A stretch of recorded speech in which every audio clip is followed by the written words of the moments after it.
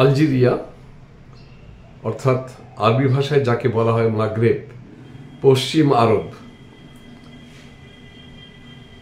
এদেশের ইতিহাস কিন্তু অনেক দিনের। বারবার মাউরিতিয়ান, তারপরে রোমান, তারপরে সর্বশেষ আরব, এখন তাদের পরিচয় আরাবিয়ান। আজকে আমরা যাব একটা টিপাজা বলে একটা জায়গায়, যেখানে ধ্বংসাবশেষ হয়ে গেছে রোমান শহরের। রোমান শহরগুলো প্রায় একরকমই হয়, তাদের রাস্তা, তাদের বাড়ি ঘরদোর, বৈচিত্র্য কিছু নেই। তা সেটা আজকে দেখতে যাব।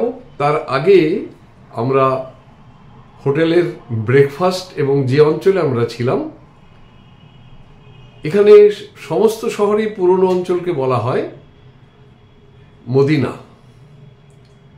তা আমরা সেই মদিনা একটু দেখিয়ে সোজা সেই জাতীয় সড়ক ধরে আমরা পৌঁছে যাব ভূমধ্য সাগরের তীরে থাকা প্রাচীন টিপাজা শহরের ধ্বংসাবশেষ।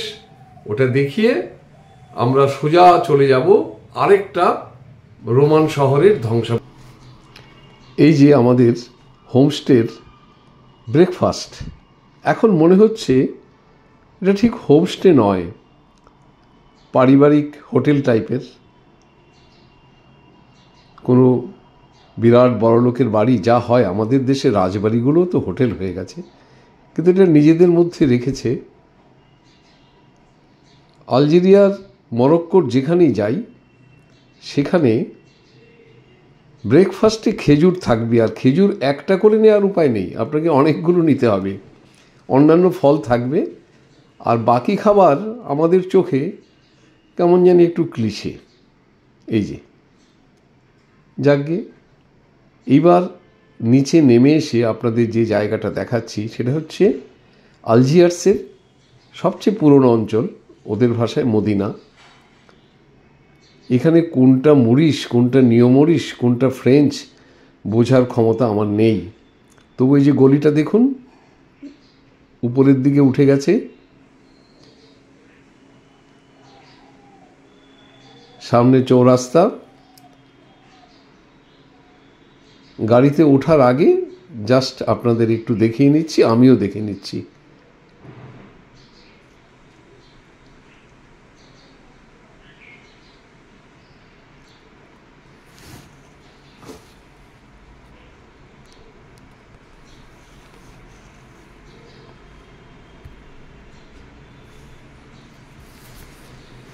এটা বোঝা যায় ফরাসি স্থাপত্য, কোনো ধারণা নেই, তবে একটু আন্দাজ করে নিতে পারি।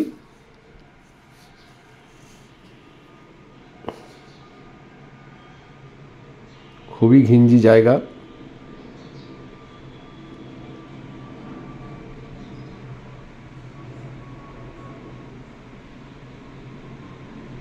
আমরা এখানে থাকবো 3 দিন।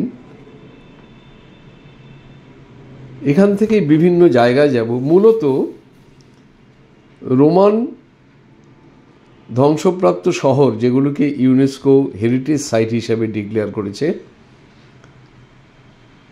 সেগুলি দেখতে যাব। পর্যটকরা মূলত সেগুলো দেখতেই যায়। আধুনিক শহর পৃথিবীর সব জায়গাতেই একরকম। এই যে আমাদের হোমস্টে বা ফ্যামিলি হোটেলের বাড়ির সামনের গলিটা, খুবই সরু গলি।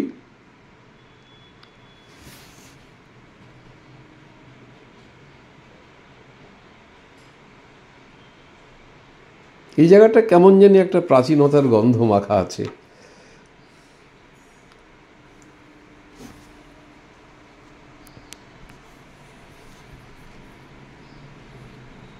চললাম শহর থেকে অনেক দূরে টিপাজার উদ্দেশ্যে। ভূমধ্য সাগর তীরবর্তী রোমানদের শহর, যেটা এখন শুধুই স্মৃতি। তবে তার পাশে একটা মিউজিয়াম করা হয়েছে নবম শতকে, নবম নয়, ঊনবিংশ শতকের মাঝামাঝি।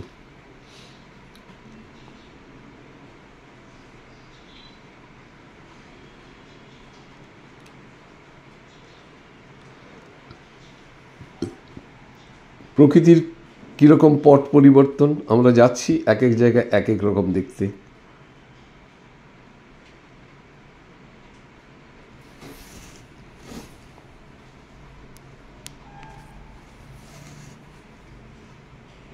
এইগুলো যেরকম নতুন বিল্ডিং, দেশলাইয়ের খোল, সারা পৃথিবীতে একই রকম, সবাইকে টেক্কা দিয়েছে রাশিয়া। কত কম খরচে কত বেশি লোককে প্রোভাইড করা যায়, এটা পথ দেখিয়েছিল স্ট্যালিন।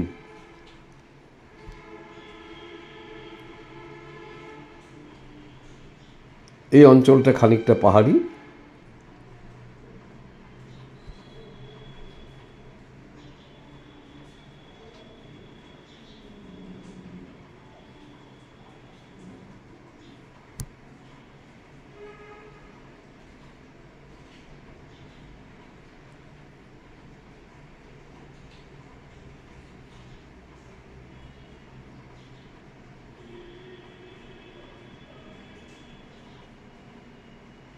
রাস্তা 100 কিলোমিটারেরও বেশি, সুতরাং আমাদের সময় লাগবে।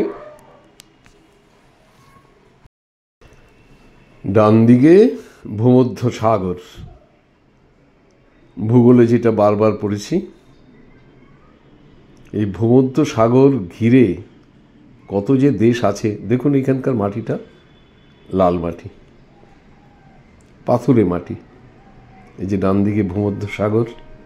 আমরা জানি এই টিপাজা শহরটাও ভূমধ্য সাগর কেন্দ্র করেই ছিল।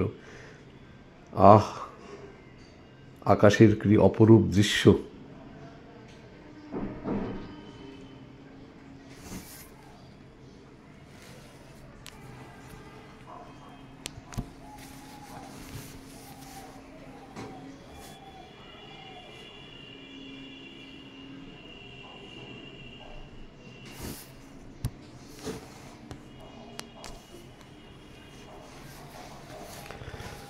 দু চোখ ভরে দেখতে ইচ্ছে করে।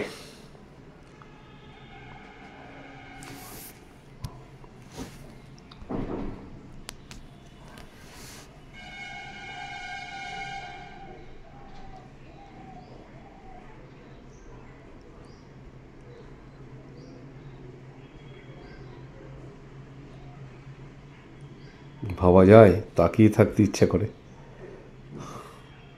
চলছি আমরা।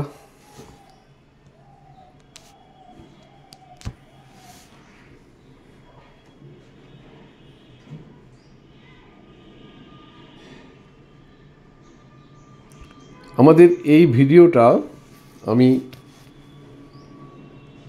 টিপাজায় পৌঁছে একটুখানি দেখিয়েই শেষ করে দেব, কারণ ভিডিও দীর্ঘায়িত করে লাভ নেই। পরের ভিডিওতে থাকবে টিপাজার মিউজিয়াম এবং একটা চার্চ, যেটা পৌত্তলিকদের মন্দির। রোমানরা তো আগে পৌত্তলিক ছিল, তারপর খ্রিস্ট ধর্ম গ্রহণ করে খ্রিস্টাব্দ 300 সালে।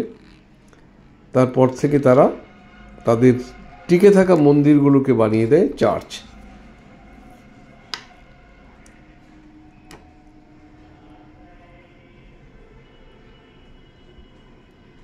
এই যে আমরা পৌঁছে গেছি টিপাজা।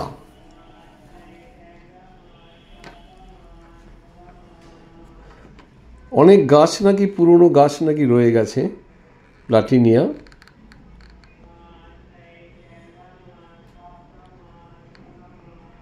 এই যে আমাদের গাইড বুঝিয়ে দিচ্ছেন।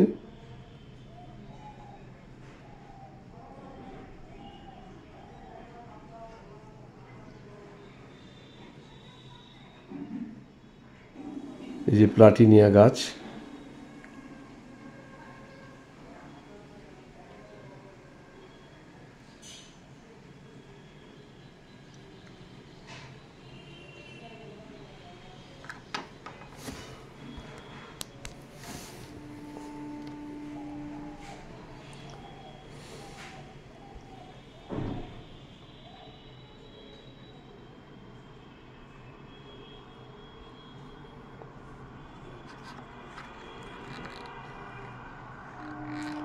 এখানকার মূল আকর্ষণ, মানে এই চত্বরে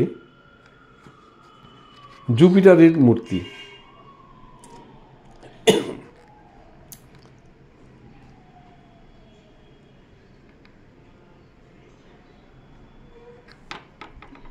গ্রিক জিউস,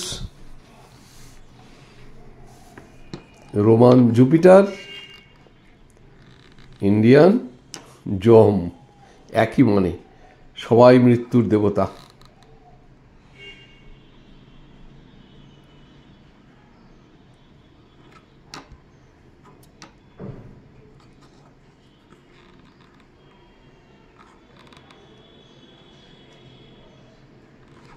ভালো করে ঘুরে ঘুরে ভিডিও করে নিলাম।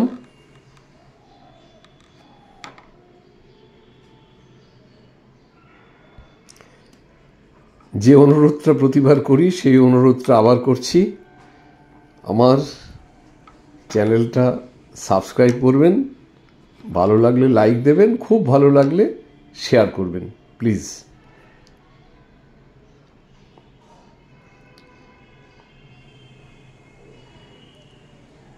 এর অদ্ভুত গঠনটা আপনাদের দেখানোর জন্যই আমি অনেকক্ষণ ধরে ভিডিওটা করেছি।